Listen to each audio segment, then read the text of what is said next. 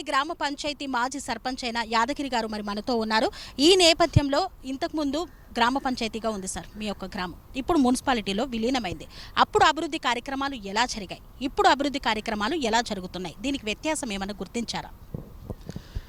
2013లో నన్ను ఆద్రాస్పల్లి గ్రామస్తులు సర్పంచ్గా గెలిపించిన వెంటనే మేము ఫస్ట్ గెలిచిన వెంటనే ఆద్రాస్పల్లి విలేజ్లో వీధి లైట్లు ఎక్కడ చూసినా వీధి లైట్లు ఉండకపోవు.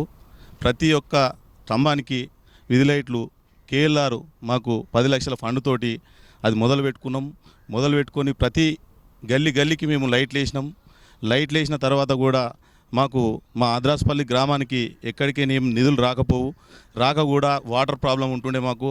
వాటర్ ప్రాబ్లం ఉంటే కూడా మాకు పెద్ద చెరువుల కేఎల్ఆర్ గారు బోర్ కూడా శాంక్షన్ చేసిండు.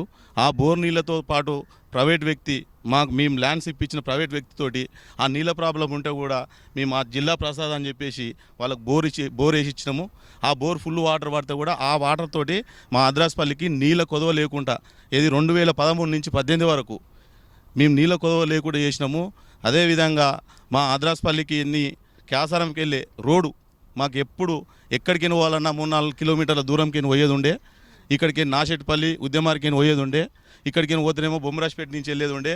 కేఎల్ఆర్ గారు అప్పుడు ఎమ్మెల్యే ఉన్నప్పుడు ఆయనను పట్టుకొని 5 కోట్ల రూపాయలు శాంక్షన్ చేసి మేము ఇక్కడ షామూర్పేట మండలంలో ఎక్కలేని బ్రిడ్జి శాంక్షన్ చేసి బ్రిడ్జి చేయించినాము, రోడ్డు పోయించినాము.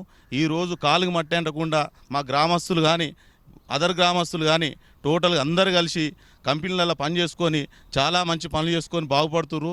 అదేవిధంగా ఆద్రాస్పల్లి గ్రామంలో మేము సర్పంచ్ అయినాక వాటర్ ప్లాంట్ పెట్టించిన నా సొంత డబ్బులతోటి, అంటే నాకు ఎన్ఆర్ఐ ఫండ్ మా ఎన్ఆర్ఐ నుంచి మాకు ఒక పర్సన్ ఉంటే ఆ పర్సన్ పట్టుకొని 10 లక్షల రూపాయలు డొనేషన్ తెచ్చి అక్కడ మేము ఊర్లే మంచినీటి కొదవ లేకుండా వాళ్ళకు మేము ప్రజలకు సహకరించి ప్రజలకు మేము మంచినీరు ఇచ్చినాము.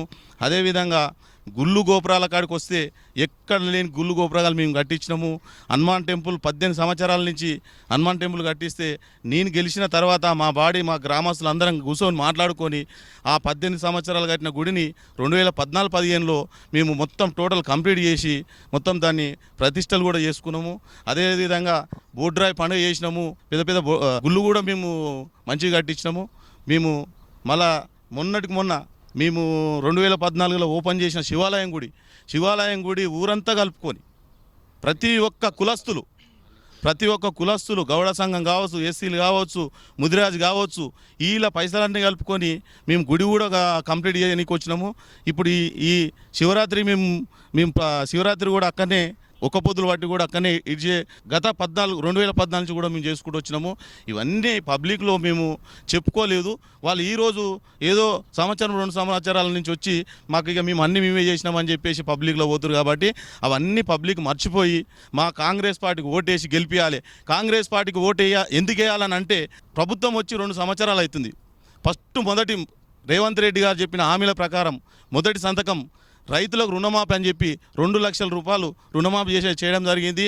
అదేవిధంగా మా గ్రామానికి ఇంచుమించుగా 100కు 90% మాకు రుణమాఫీ అయిపోయినాయి.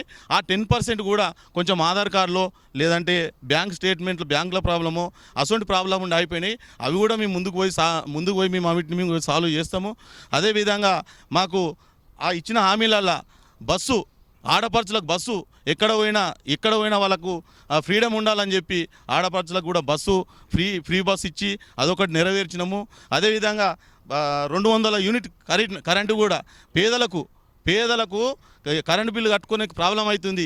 చిన్నకారు సన్నకారు ఇళ్ళల్లో ఇబ్బంది అవుతుందని చెప్పి కూడా 200 యూనిట్ల కరెంటు కూడా ఉచితంగా ఇచ్చిండు. అదేవిధంగా రేషన్ కార్డులు వైఎస్ రాజశేఖర రెడ్డి 2009లో ఉన్నప్పుడు అప్పుడు నాకు కూడా అప్పుడే వచ్చింది రేషన్ కార్డు. ఆ నుంచేలి బీఆర్ఎస్ ప్రభుత్వం వచ్చిన తర్వాత 10 సంవత్సరాలు ఒక్క రేషన్ కార్డు ఇచ్చిన మానవుడు లేడు. ఇవాళ మస్తుగా చెప్పుకుంటారు, గొప్పలు చెప్పుకుంటారు. కావాల్సింది ఏంది? పేదలకు తిననీకి తిండి కావాలి, ఉండనీకి ఇల్లు కావాలి. అవి ఆలోచించి మనకు రేవంత్ రెడ్డి గారు మంచి నిర్ణయం తీసుకొని వైఎస్ రాజశేఖర రెడ్డి తీసుకుండు, ఆ తర్వాత రేవంత్ రెడ్డి తీసుకొని ఇవాళ 100లాది రేషన్ కార్డులు ఇస్తుండు. రేషన్ కార్డులకు ఆ రోజు ఆ బియ్యం వస్తే తినకుండా ఆ పురుగులు ఒక్కలు ఆ పుచ్చుపట్టిన బియ్యం ఇచ్చిన మానవులు ఉండేప్పుడు ఇప్పుడు రేవంత్ రెడ్డి గారు ఏం చేసిరు? మంచి సన్న బియ్యంతో అందరు నిమ్మలంగా తినాలి, తింటుంటేనే రేపు పొద్దుగాల ముందలు పోగలుగుతాం, ఏ పనైనా ఇవ్వగలుగుతాం అని చెప్పి ఆ రేషన్ కార్డుతో పాటు సన్న బియ్యం ఇచ్చుడు మొదలుపెట్టిండు.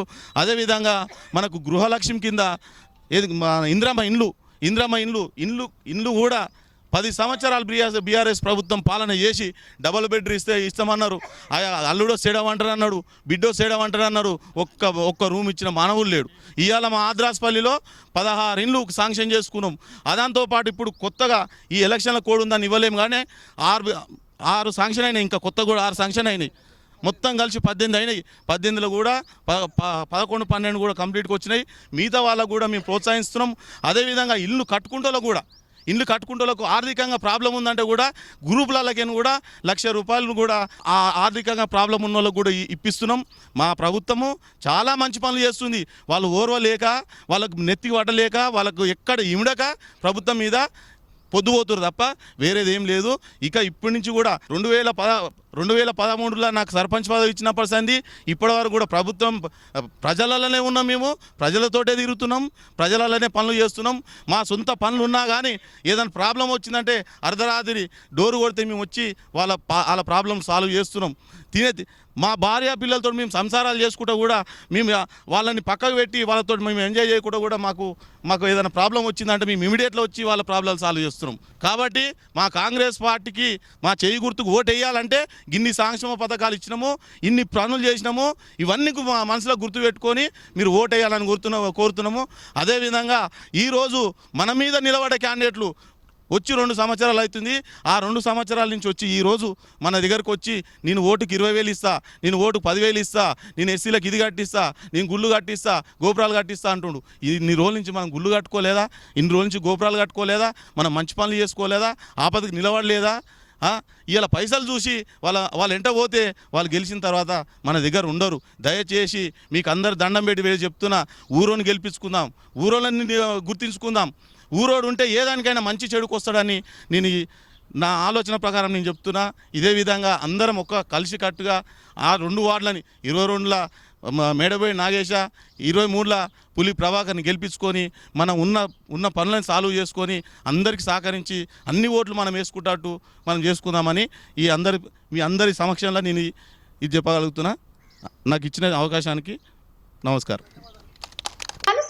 రంగాలలో దశాబ్దపు అనుభవంతో కస్టమర్ల మరియు శ్రేయోభిలాషుల మన్ననలను నమ్మకాన్ని గెలుపొందిన సంస్థ విఆర్ఆర్ కన్స్ట్రక్షన్స్. నాణ్యతకు నమ్మకానికి మారుపేరు VRR constructions.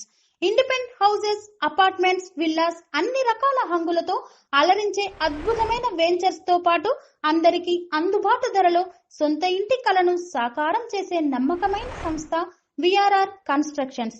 Please visit VRR constructions, Varatex Plaza near Radhika Theatre, ECL X Road, Hyderabad. Call to 910088555512, 9100885559.